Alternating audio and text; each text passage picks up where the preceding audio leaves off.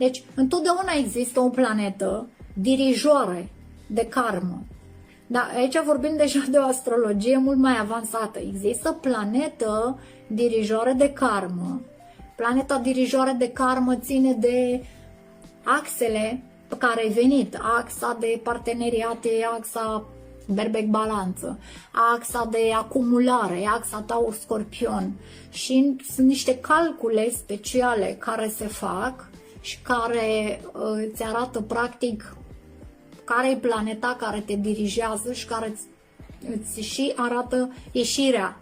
La fel cum la aspecte vorbim, de exemplu, o inconjuncție. O inconjuncție este un aspect foarte interesant, pentru că o inconjuncție poate fi de creștere sau o inconjuncție poate fi de conștientizare. Și întâi trebuie să treci un test și după aceea conștientizezi și după aceea poți să crești. De ce?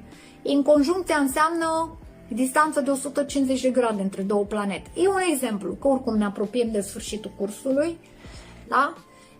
Dacă eu, de exemplu, am o planetă, să spunem Marte, în berbec, la 0 grade, dau exemplu cel mai clar, și am Soarele la 150 de grade, da? Deci număr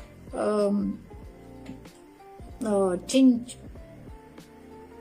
căsuțe, atunci planeta care va dirija va fi aia care se află la un număr mai mare de grade, în speță Soarele, clar, da? Pentru că el se află ca număr de grade, nu la 0 grade în berbec.